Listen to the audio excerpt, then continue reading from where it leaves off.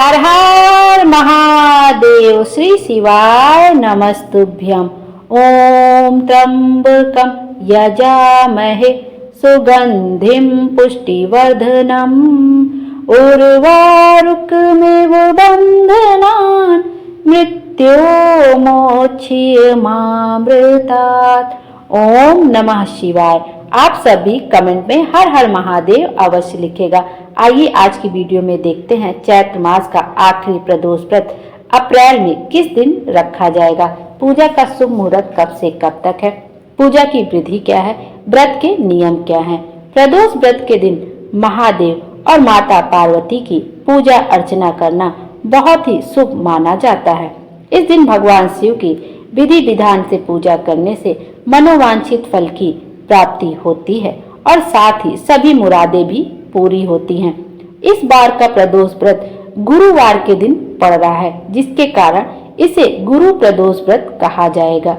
वैदिक पंचांग के अनुसार चैत्र माह के शुक्ल पक्ष की त्रयोदशी तिथि 9 अप्रैल को 10:55 से शुरू होगी और 11 अप्रैल को रात में 1 बजे समाप्त होगी। ऐसे में 10 अप्रैल को प्रदोष व्रत किया जाएगा।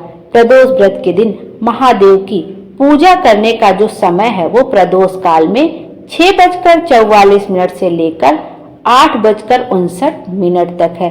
प्रदोष व्रत में प्रदोष काल में ही पार्थिव शिवलिंग बनाकर भगवान शिव और माता पार्वती की पूजा की जाती है।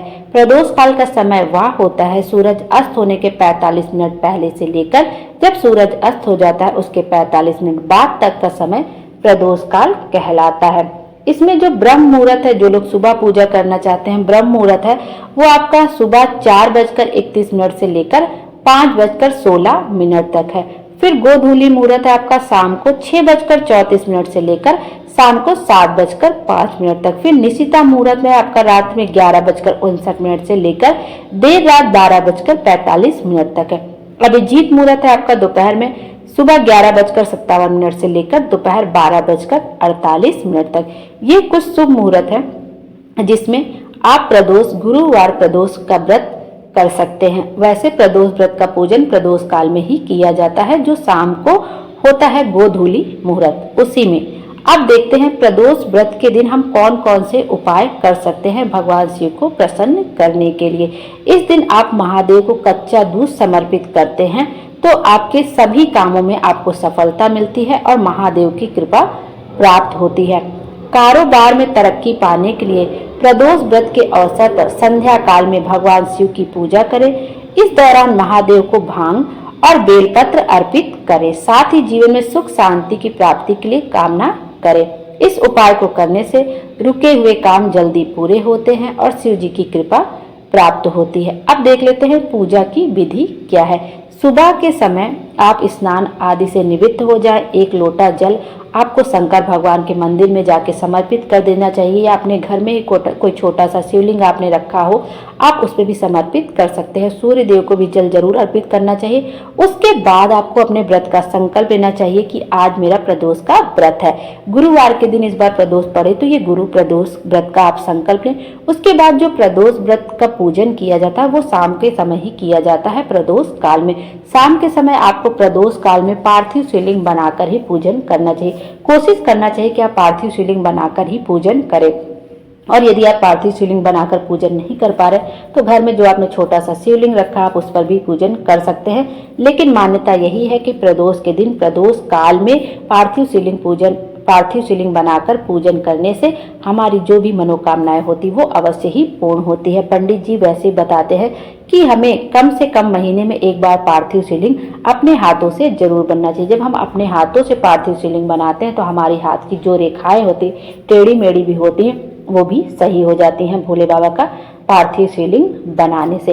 अब आइए देखते हैं पार्थिव शिवलिंग कैसे बनाना। अब छोटा सा पार्थिव शिवलिंग एकदम बना लीजिए, किसी पात्र के ऊपर रख के उसके ऊपर बेलपत्र आपको रखनी है। बेलपत्र के चिकने वाले भाग को जो आपने पार्थिव शिवलिंग बनाया वो आपको रखना है और बेलपत्र की डंडी का मुख उत्तर की ओर होगा और जो आपने पार्थिव शिवलिंग बनाया उसका जलाधारी का मुख भी आपका उत्तर की ओर होगा।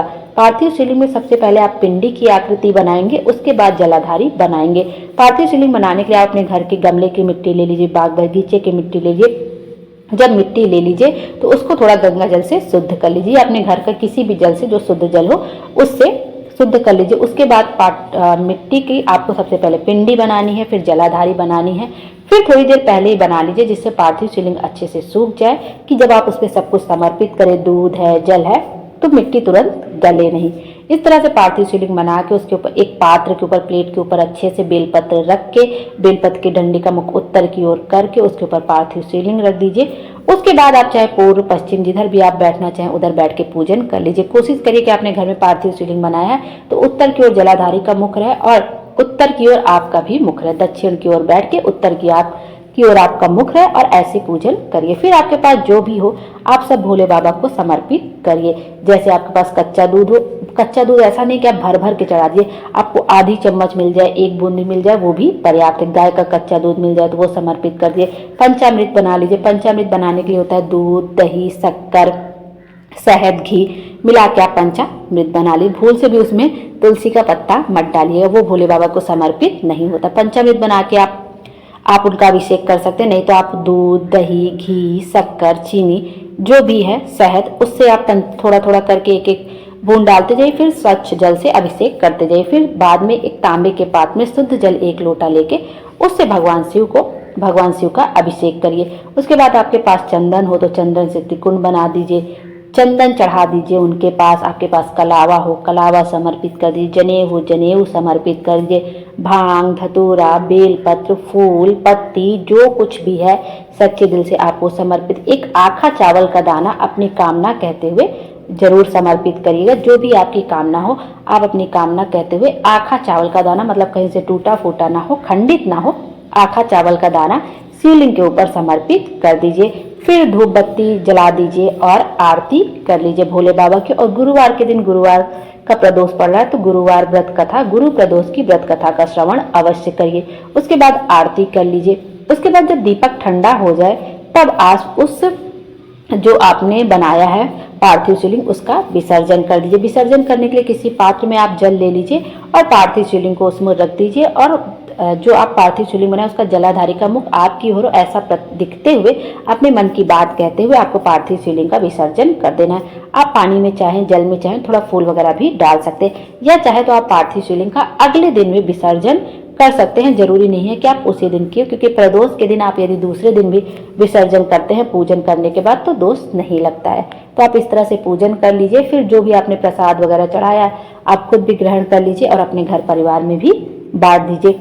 उसके बाद इस व्रत का नियम बहुत सिंपल होता है कि इस दिन कोशिश करिए कि आप नमक का सेवन ना करें। प्रदोष व्रत में नमक का सेवन वर्जित होता है, लेकिन आपकी तबीयत खराब रहती है, आप बिना नमक के नहीं कर पा रहे हैं, तब आप नमक का सेवन कर सकते हैं। तामसिक चीज़ों से वैसे भी दूर रहना चाहिए, कलह कलेश नहीं करना चाहिए, सच्चे मन से पूजा करना चाहिए। ये सब तो हम लोग को पता होता है और यही व्रत के नियम भी है। बस सच्चे दिल से आप भगवान शंकर का पूजन करिए। यदि घर में आप पार्थिव शिवलिंग बनाकर पूजन नहीं कर पा रहे तो आप मंदिर भी जाकर पूजन कर सकते हैं। इस तरह से ये प्रदोष व्रत के नियम है। प्रदोष व्रत का पूजन हमें ऐसे ही करना चाहिए और प्रदोष व्रत के दिन प्रदोष काल में ही पूजा करना चाहिए। चाहे आप मंदिर में जाके कर सकते हैं या कोशिश करिए आप घर में ही पार्थिव शिवलिंग बनाकर पूजन कर सकते। इस तरह से आप यह व्रत करिए, हमारी सभी मनोकामनाएं जरूर से जरूर पूरी होंगी। भोले बाबा हम सब की मनोकामना पूरी करें और हमारे जीवन को खुशियों से भर दे। Thank you.